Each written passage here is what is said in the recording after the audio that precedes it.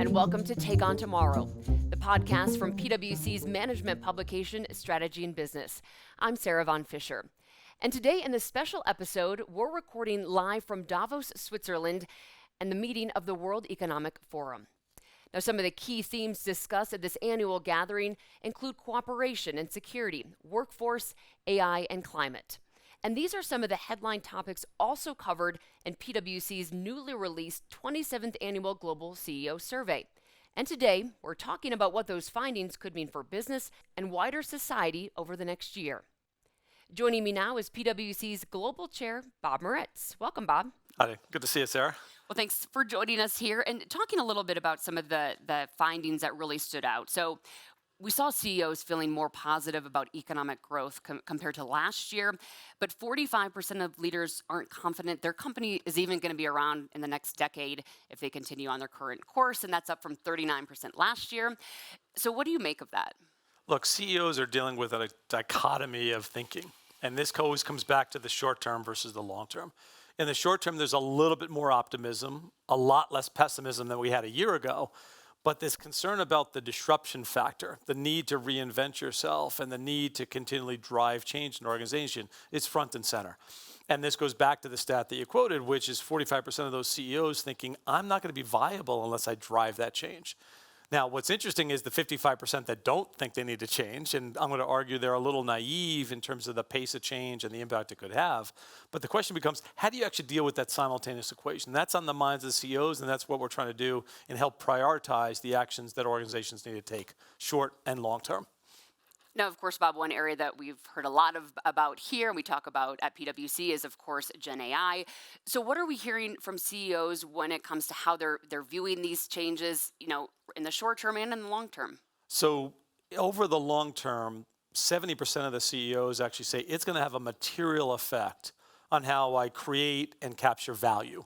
And that could be bottom line improvements from an efficiency perspective, or it could be product offering in my revenue flow in terms of what it looks like in the goods and services that I provide to those consumers.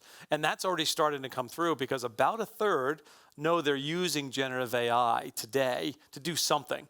Now, in some cases, it might be small and we're testing and piloting. In other cases, it might be large in terms of what we may do in underwriting or leveraging AI for call center usage or whatever the case may be. The challenge now is how quickly do I scale? How quickly do I embed it in all that we do? And what's the issue in terms of the trade-off between technology and the cost with the ROI, as well as the labor force challenges that we're dealing with, because we still are dealing with a relatively tight labor force. And if you go to the AI phenomenon, you got a couple of big issues. Number one, still expensive. People think of it as free and a bright, shiny new toy. Everybody wants to use it. Number two, you still need a lot of energy to actually do it, which impacts your scope 3 if you're making climate commitments. And last but not least is how do you actually manage it with all the risks that come associated with it. And you do have some serious risks that the CEOs are focused on. Cyber risk, misinformation, misuse, et cetera. And these are the things that you're trying to pilot, learn from, fail fast, and actually adopt accordingly.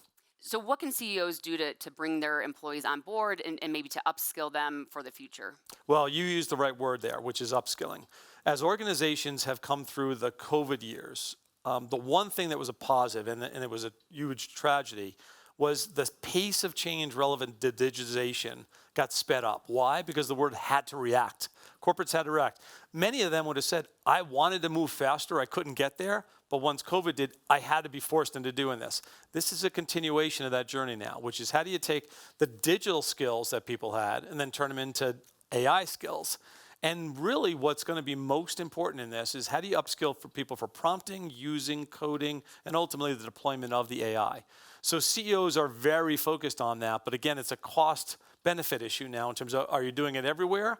Some organizations are breaking it into everything they do. Others, we're piloting here and here and here. Others, I'm going to allow for certain businesses to take it and run with it on a decentralized basis, but not bring it to the whole organization. So everybody's thinking about it slightly differently.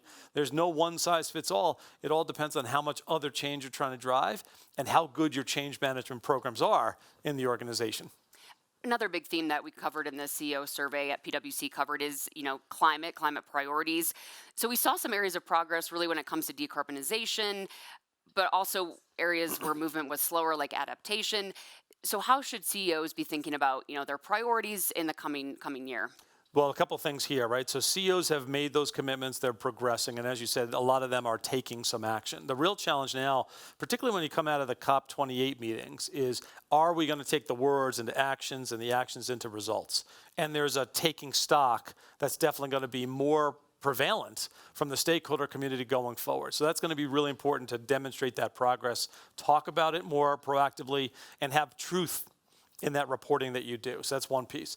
Second, many organizations are doing a lot of different things. And let's take energy transformation and transition as a big example of that. 75% of the CEOs say they're doing something.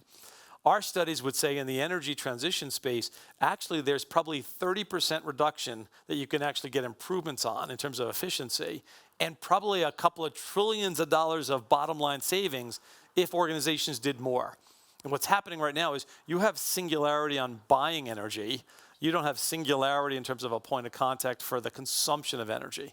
So if you think about that energy transition, the better focus on that in the details, there's a lot more upside potential in terms of reduction of energy, there's reductions of emissions, and there's a profitability play there. That's really important. Let's pivot on the other side in terms of what they're not doing.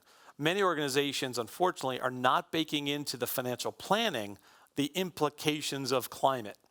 Cost and benefit. And again, a lot of CEOs are trying to finally see and realize and capture the benefits from product offerings that bring that kind of stuff. Second thing is physical risk. If you think about the world we live in today, lots of floods, lots of famine in terms of droughts, et cetera, that comes from that all. How many have operations in those zones that are most prone to those extremes? And are they rethinking what they're going to do? And this is where adaptation comes into play, not mitigation. Mitigation will mean I'm going to reduce my risk there, so I'm going to pack up and run. If you pack up and run, you leave society behind.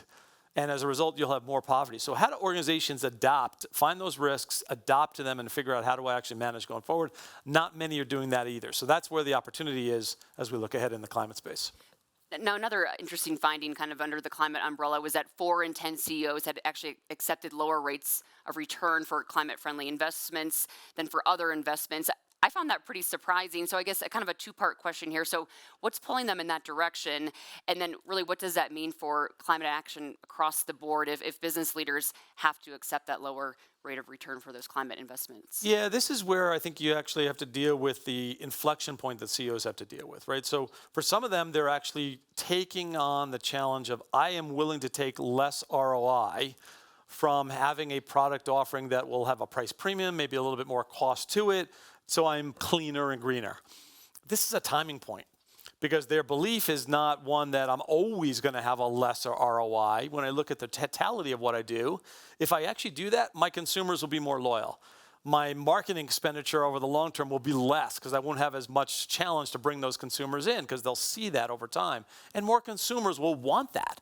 So I'm playing the short game versus the long game. So I'm taking lesser returns in the short term with the idea of getting higher returns and a competitive advantage over the longer term. So this is one of a journey flow. Let's go with another example in that just to bring it to life. If you're doing more today and cleaner and greener, with your employees, who are another group of activists, they've got to actually say to themselves, if I'm actually doing these things today, I'll have an easier chance of recruiting people in. If I can't do these things today, I'm going to probably have to pay more money and do other things to attract that talent, or otherwise I don't get the talent and I can't remain competitive. So we're playing these trade-off games as we think about the short term versus the long term in terms of what organizations are doing now in this space. Yeah, it'll be interesting to kind of see that question again in the years to come, I think. So CEOs are obviously feeling a lot of pressure from different changes, whether it's technology to climate change. Is this something that businesses, should be addressing alone, or can they get some help along the way? How should they kind of look at who they need to bring on board? Yeah, so as you look at this reinvention, transformation challenge that all the CEOs have, first, the good news is many of them are doing something. It's a question of are you doing enough to keep pace with the change, because that enormity of change is coming fast and it's getting more complicated and integrated than ever before. Second, the question becomes, do you have the right talent? This goes to, again, what help do you need? So first, CEOs need to understand what could they do better to be more educated around what's the world of possibilities that are out there. So they probably need to spend more time understanding what others are doing as well.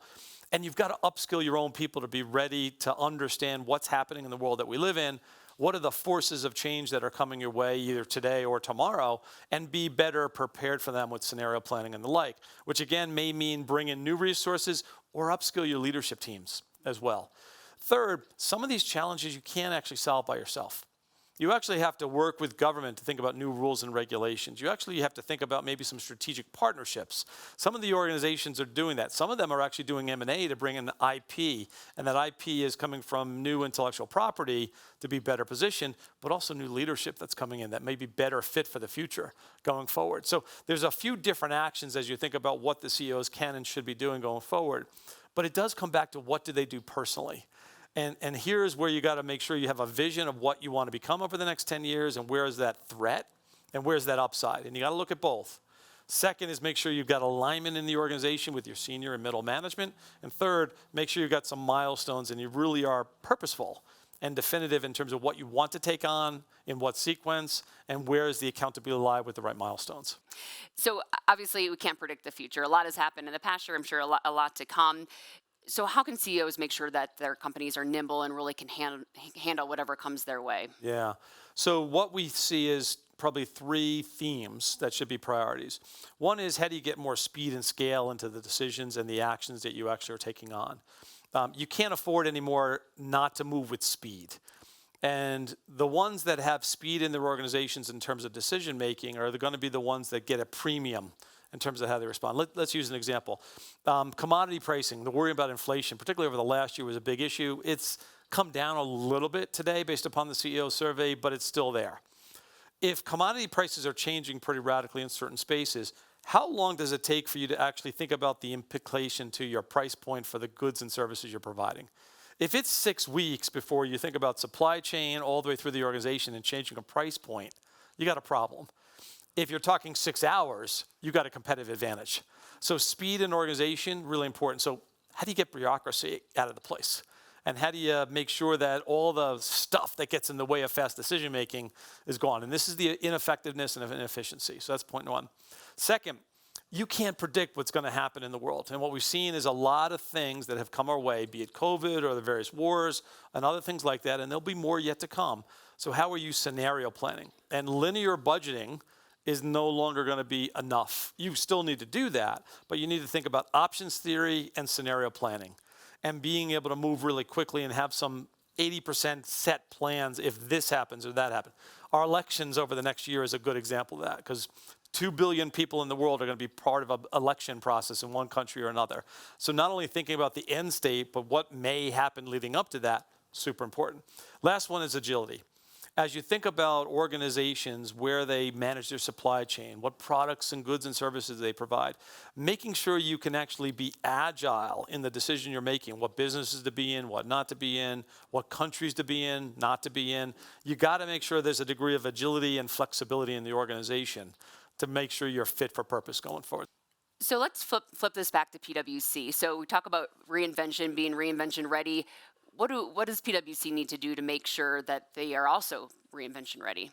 Look, the big thing for us is making sure all of our people, that citizen-led effort, are sufficiently skilled to deal with what's coming. So when we think about trust, climate, and business model reinvention, our three priorities, making sure we have the right skills and capabilities in scale in that space are really important. And when things change, regulation or otherwise, that we are moving with speed. Bob, thank you so much for joining us here on this special episode of Take On Tomorrow. Great to be here.